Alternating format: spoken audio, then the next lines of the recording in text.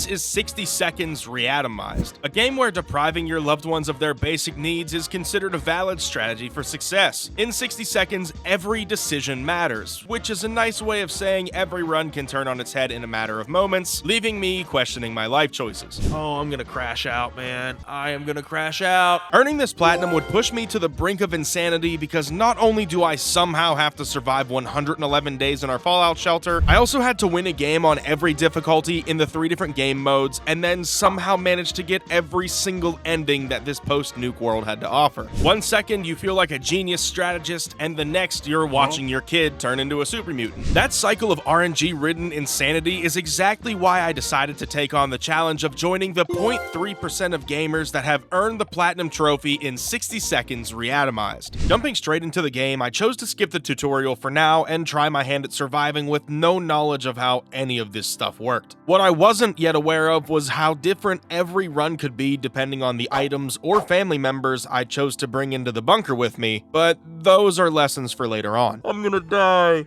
Son of a bitch, man! Once my first 60 seconds were up, this platinum journey finally began. Come on, go to the shelter, go to the shelter, go to the shelter. Okay, we made it. Home sweet home, first trophy earned. In this run, I quickly started to learn the ropes and made it to day 5 with ease. Prepper. Made it 5 days. Not bad, not bad. It was here where I sent Ted on our first expedition to the outside world. Doing these scavenges will be huge to my survival because they're the most consistent way to bring necessary supplies into the shelter, but going out too much can have its own set of problems. Oh wow, I look bad. Yeah, let's use the medical kit. I will survive 10 days through the shelter. All thumbs, what is that one?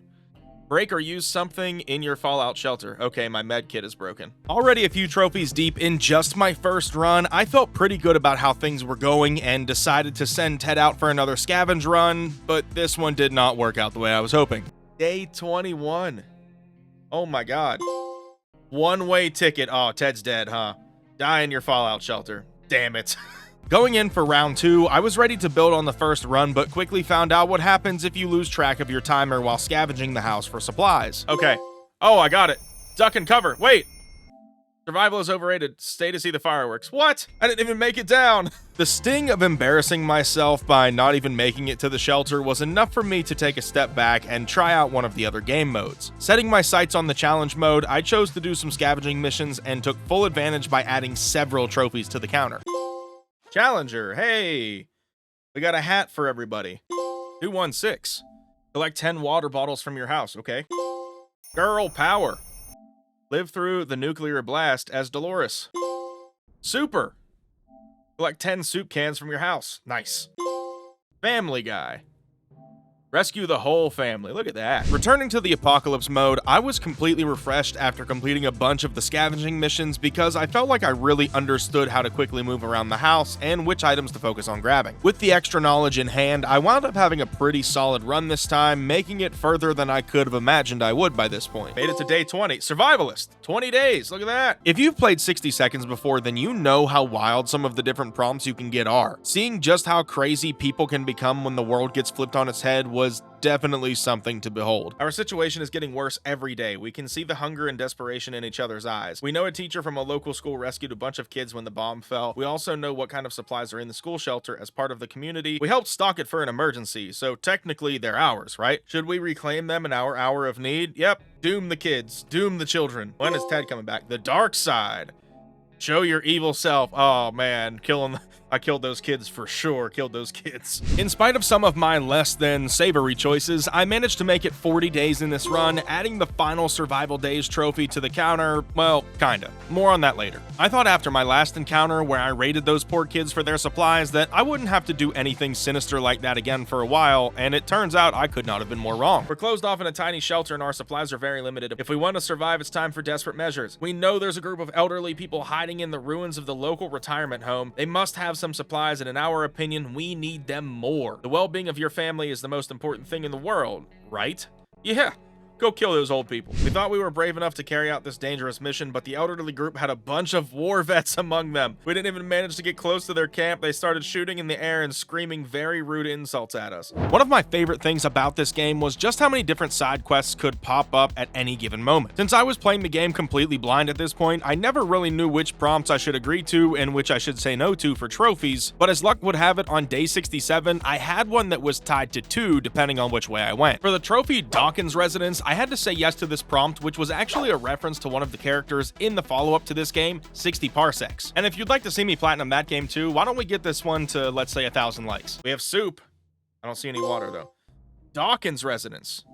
Find Dee Dee's apartment. Dee. Calling a spade, the vast majority of the random events in the game are way more likely to hurt the family or even make you sick than give you anything meaningful that can help along the journey to survival or escaping the nuclear world. With that in mind, you can imagine my surprise when I popped the trophy A Gift when I agreed to a prompt about opening a random suitcase left outside of our shelter door. Being a little more open to taking risks, as you can see here evidenced by my dead wife on day 25, I took a chance on a deal with a sleazy looking trader. Unbeknownst to me, accepting that offer of a can of soup for whatever was in the scumbag's duffel was the key to potentially unlocking at least 5 other trophies down the line, including 4 different endings, 2 of which are probably the hardest to obtain in the game. We have a cat. Out of the bag. Find a new companion. Sherikov. Hello, cat. That's something. Remember how I said that scavenging too much could have some negative consequences? Well, one of those was being attacked by bandits who'd somehow survived living above ground during the nuclear blast. There are many ways to fend them off, including using your own supplies, or if you were nice enough to help somebody from the outside, maybe they'd repay the favor. I figured out pretty early on that you never know how many times these groups would attack, so holding on to weapons like the fire axe and hunting rifle would be crucial to my survival in the long run. By this point though, I hadn't figured that out just yet and burned my rifle a lot sooner than I should have, but lucked out when I turned away my 3rd attack using the axe. Well, we survived. Unbreakable. Defeat 3 bandit attacks in 1 game. Okay. Unfortunately, that misuse of items led me to finally getting my first ending that wasn't just me wasting away in the shelter. Well, I don't have anything to prevent the raiders, so looks like Timmy's gonna get murdered. Yep, cool. This is the end. It's all over. Yeah, it is, clearly. After another few runs, I ended up popping the trophy Gotta Get 'Em All by scavenging every single item available, even though I didn't make it to the shelter on that specific attempt. I'd done quite a few runs by this point, and the deaths were starting to pile up, but that's when I remembered that I had skipped the tutorial entirely, so maybe there was something in there that could help me push forward to start to have more successful runs. That didn't happen, but at least I got a trophy for doing it and surviving to day 10. Like I said at the start of this video, every single decision matters in 60 seconds. Saying yes or no to a prompt can be the difference between living to see another day and having your entire family die a painful death. Realizing that by this point my losses heavily outweighed my wins, I figured it was time to try something different. I spent the entirety of this run saying no to any prompt that popped up, which ended up at 11 total opportunities I passed on, which led to this. Naysayer. Always say no and win. We won? What did I win? Nothing.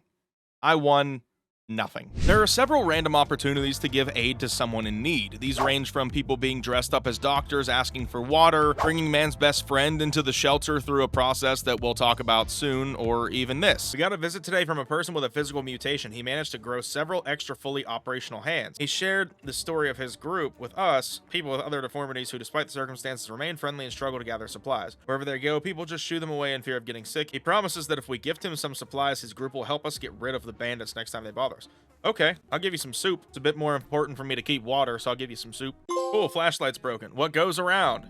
Give and get back. What happened? The friendly mutant group lent us a hand as promised. We felt much safer with them around, and everybody made it back without a scratch. We hope we'll get the chance to meet that group again. Upon completing my first scavenging challenge earlier, I was excited to have gotten hats for the whole family. The problem was I had no idea how to put them on or if they had any kind of bonuses for wearing them. It was during one of my next runs that I figured it out. When you're on the main screen for that day reading through your notebook, you can hit the right trigger and actually see what's happening with your family behind the book and even interact with things in the room. There are 4 secrets that can be discovered inside the shelter, and if you're lucky enough to get all 4 events to pop up in one run and check all of them, you'll be able to get the trophy.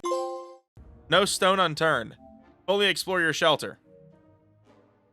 Well, that's great, but we died. Wanting a break from the rinse and repeat deaths I was taking, I decided to jump back into the scavenge mode, starting to take on the challenges within until I came to holidays. This ended up being pretty easy and got me a trophy for completing it. Next up, I went to the survival challenges mode and tried to complete those, starting with shelter alone. But a pair of bandits have their eye on the seemingly abandoned McDoodle bunker. Can Timmy protect his home until his parents return? So 30 days, Timmy only, no expeditions, and axe is disabled. Oh, we're getting attacked by bandits already. Day 2, the bandits are coming. Come on. Oh, and our gun's broken. No. Something tells me my mom is not leaving that for me when they're not coming back for 30 days.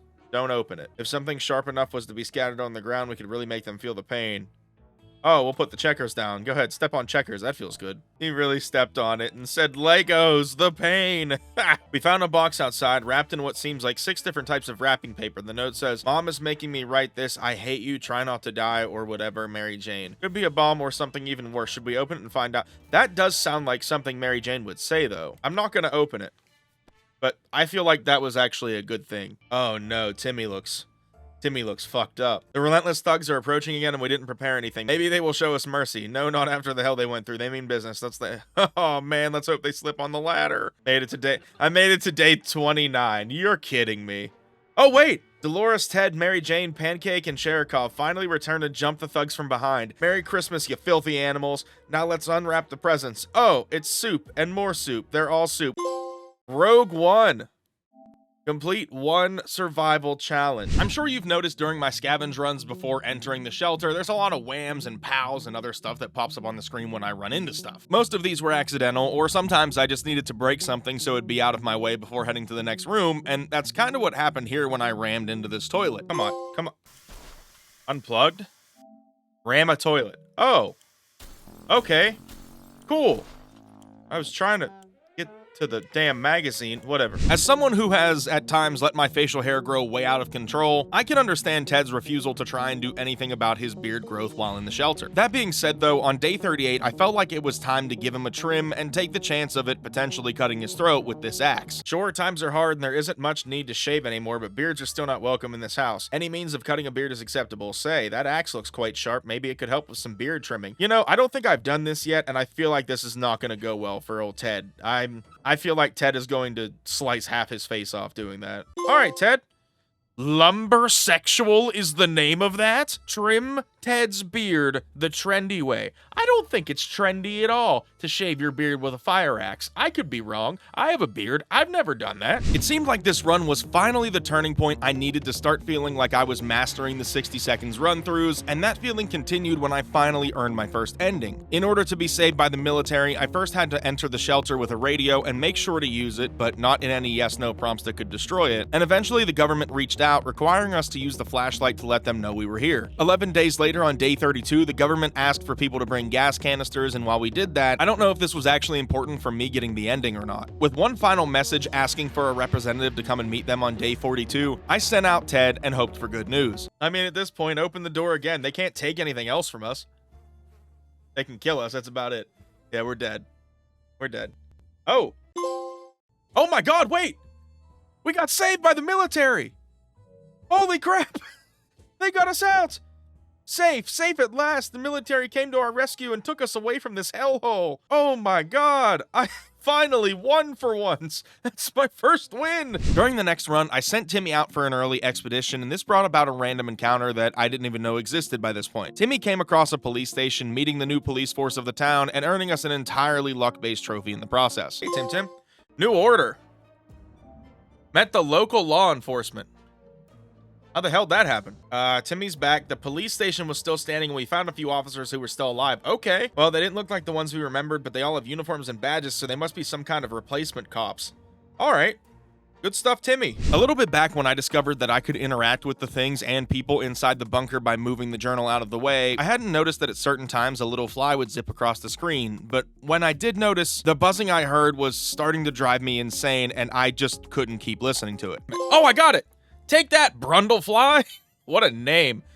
Swat it real good. Oh, I got it finally. It took me a minute, damn it. That thing kept popping up. I was getting sick of hearing the buzzing in my ear. I was going insane. Taking the suitcase and the padlock into the next run got me another trophy before moving on to something even bigger. When I earned the Dawkins Residence trophy earlier, I mentioned that there are 2 possible trophies to earn with this questline. The other is obtained by not visiting Dee Dee's apartment after completing the other prompts, and although this time I didn't know this would happen, I felt like I had done this before and should go about it differently. I feel like I've done this before. Maybe I shouldn't do it this time. The woman on the radio has been silent, but the transmission didn't stop completely. We've been hearing weird beeps and whispers coming from the speakers, as well as something sounding faintly like a harmonica. Who or what is transmitting this? It sounds otherworldly. Are they trying to play music? Should we respond? Would they even hear us? Not alone? If you play it, they will come. So I played the harmonica and whatever is playing the harmonica heard me? Throughout my many runs by this point, I had these little green roaches show up dozens of times, often killing them quickly in case they had some kind of negative impact on the family. This time though, I decided to just leave them alone because it seemed like they were harmless and that I was just wasting precious resources by killing them, and it turns out I was right. Eventually, after leaving them alone for so long, the roaches began to talk to us and I instantly noped out of that. We've never felt weird, but today we had to revisit the term. It seems that our little green guests are trying to communicate with us. One was even holding something that resembled a sign which read, we come in peace. We come in peace? What on earth do they mean? I feel like I should kill them if they're trying to talk to us. Like, that's a level of sentience I'm not cool with cockroaches having. We're gonna try the bug spray, because I feel like both of the adults are on the verge of death at this point. Bug hunter. Show those mutant roaches who's in charge. Oh. Why did I never get that before when I killed them with the bug spray? Now that I knew our glowing green friends, Cam and Peas, as they so eloquently told us, I figured I could simply ignore them being in our home for the foreseeable future. That was until I reached day 23 of the next run, where I got tasked with playing them a little tune on my harmonica. The funky roaches haven't really left us. To be fair, they aren't causing that much trouble. They even seem relatively friendly and curious. Just this morning when we opened our eyes, we saw them standing in a perfect line right in front of us as if they're waiting for something, and the harmonica is here. They want me to play music again? The cockroach is dancing. That would be really funny. Where'd they go? Disco roach. Make them dance. Oh, and they gave us supplies. I don't know how that worked out, but thanks. After playing this game for several hours by this point, I was able to learn so much about our lovely little family. First off, their last name is McDoodle, which is one of the funnier familial names I've come across in a video game. Second, Timmy used to be a Boy Scout before the bombs dropped, and most importantly, Dolores is a bitch. What I hadn't yet learned is that the 4th member of this highly functioning family unit, Mary Jane, had a secret of her own that I'm not sure she even knew about. I haven't done anything with that yet. Nothing. So what the fuck is that? New species, mutant. Mary Jane went to bed her normal self and now she's muted. What in the hell? With several of the remaining 20 trophies being tied to the endings, I knew it was time to lock the fuck in, so I set my sights on the Men in Black. After getting Sherikov the cat back into the bunker, the little fellow was playing with a wire, and as a concerned cat dad, I checked it out. That led to finding out the Men in Black had bugged our bunker, and after a few more meetings, there was a knock at our door. We woke up to the sound of banging on our door. Is it the agents, or is it someone trying to kill me? The end. I'm either dead or I'm getting out. It's the agents! Let's go! Men in Black! We have been saved! Take me to the VIP bunker.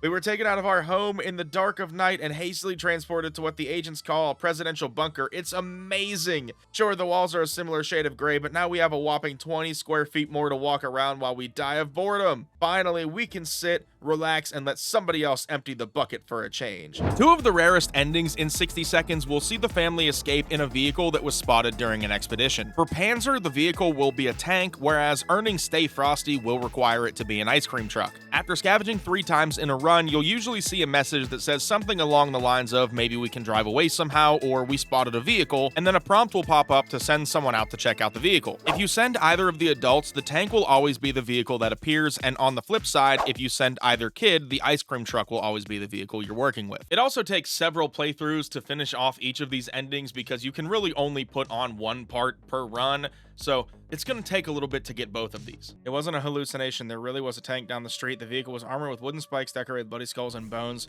and it fitted with the real cannon. It even had a caterpillar track. All this magnificent beast would need is a driver and some fuel. Am I escaping in the tank?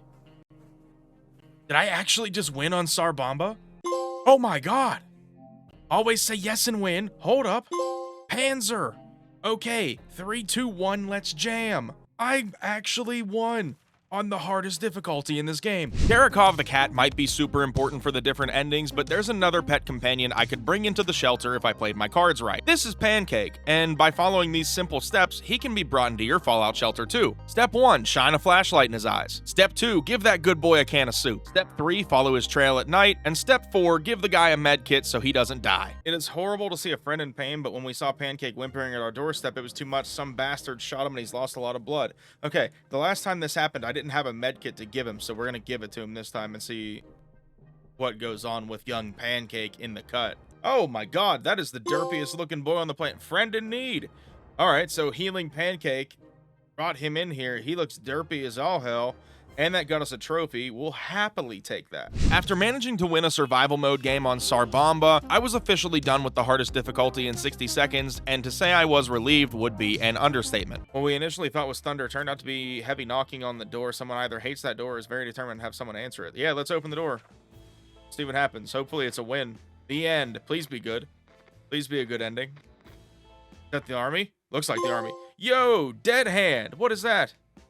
Win a game in every mode on Sarbamba difficulty. Look at that! Bringing our cat friend into the bunker again to work on another one of Sherikov's endings was next up on my list. This time, instead of interacting with things like the wire and the men in black, I simply ignored everything until a scientist came knocking. While working my way there, I made my 30th trade for the trophy fair exchange before the scientist eventually showed up asking for 4 cans of soup, which would normally be a death sentence if he didn't come back. Sending out Ted to help him with his experiment was a no-brainer, and doing so quickly led to this. Oh god, open the door. Please be the scientist. Please don't kill me.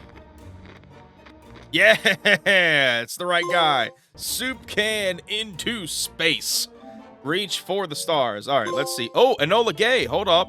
Win a game in every mode on Little Boy difficulty. Okay, so I still need to do the Fat Man difficulty, which is weird that I didn't do that yet. Showing off my skills as a pro gamer, I did a quick scavenge and entered the shelter only grabbing the checkers board and a deck of cards. This was probably a bad idea. Our old gal Dolores here loves herself a good challenge, and on day 32 of this run, she got one to sink her teeth into. Allowing her to try and decode this note could take a few days, but it seemed like it might be worthwhile. Realizing that this could potentially be a trap, I made sure to not hesitate and send her ass into potential oblivion. She was fine, and she made it back into the shelter. Oh, she's back. Enigma. Reconnect with old friends. What did she do? Dolores came back looking relaxed and carrying extra supplies. The note was written by her dear old friend Peggy, who now inhabits a shelter together with other work colleagues of Dolores.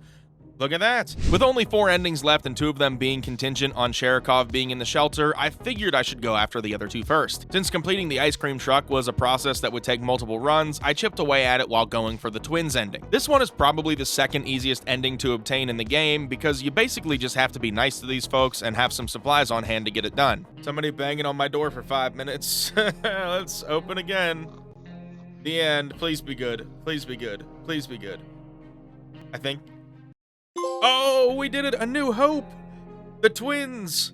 Ally with other Wastelanders, the twins have come to save us. Let's go! That's so big! Since I had already gone completely insane at this point, I spent the next little bit of my life simply running directly into every object imaginable, hoping that something good may come of it. That something came in the form of the trophy, Tora, that I got for running into stuff over 1,300 times. Chipping away at Stay Frosty during this stretch of runs worked to perfection, as not only did I pop that trophy, I was also finally done playing on the Fat Man difficulty. And that should also be the last victory I need on Fat Man. Stay Frosty, a cool escape, Manhattan Project, win a game in every mode on Fat Man difficulty. That is massive. That one had the most RNG out of all of them. I feel like the Sarbamba ones were the easiest, which doesn't make any sense. Throughout my run for this platinum trophy, I've made pretty much every mistake imaginable, but I've still had some pretty decent runs, with my best being somewhere around day 80. But it was during one of my next runs that I discovered a trophy that would change the way I felt about my previous high scores. The trophy I'm talking about here is Conrad style, and while it's not the rarest trophy in 60 seconds, it has to be the one that takes the longest to get done. To get this one, I had to be more conservative conservative of my supplies than ever before and do my best to avoid any events that could give the family any injuries or sickness. Luckily for me, I'd become something of an expert by this point, and my confidence only kept building as I crept closer to those 3-digit days. Day 100, I actually made it to 100 days. Oh my god.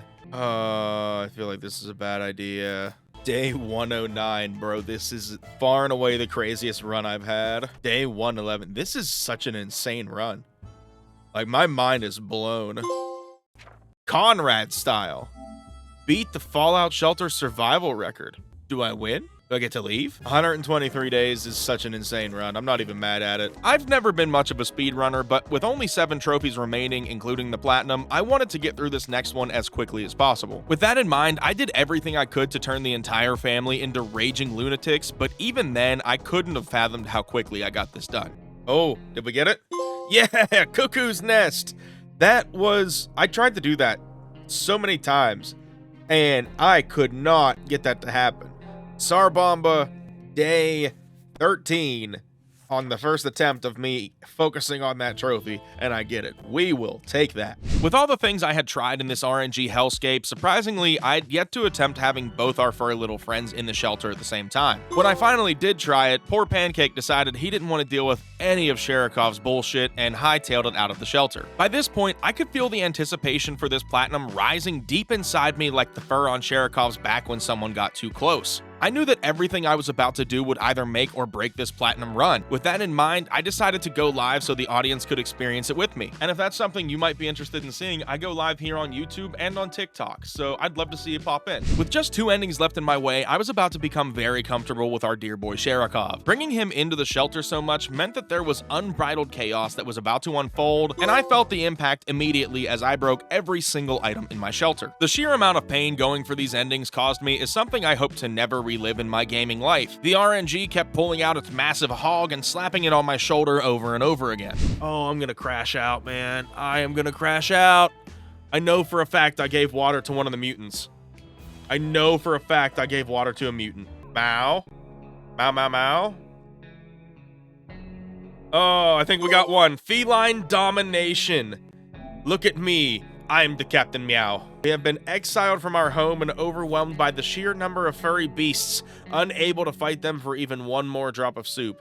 Their claws and teeth are just too sharp for our soft flesh. We'll have to try our luck elsewhere. We'll miss the shelter life. Hope the little bastards are happy in our home. There we go. Somehow, through the hundreds of runs I'd done to this point, I had never received this scenario. During an attack in a late run, I decided to not defend the shelter at all, and rather than being saved by someone else or taking another heartbreaking loss, the raiders decided they wanted to take Timmy home with them and leave Dolores to ponder why she's been such a bitch for her whole life. I was obviously fine with the outcome, but just a few days later, things changed for the better. Oh, it's giving it to me. Oh my god. Oh my god. Come on. Save Timmy. Save Timmy. Save Timmy. Day 69. Save the boy. He's back! We did it! Liberation! Rescue someone from the bandits! That was such a pain in the ass! The final ending remaining was Cat Lady, which doesn't actually require Dolores being in the shelter to obtain it. To get Cat Lady, you need at least 9 cans of soup at the ready, because if you allow a family member to die late in the game and Sherikov is in the shelter, he'll go out and find a magical freezer. Somehow that freezer clones him into many different cats who each will consume a can of soup, and after 9 whole days of watching those furry little fuckers eat the food we hoarded from the world, this finally happened. Nope, we're not messing with that. Please, dude. We're so close. We are so close. RNG gods, please smile on me, dude. I am gonna be so upset if this doesn't happen. Oh my god. We're so close. We're so close. Okay, day 76. Come on. Keep it together.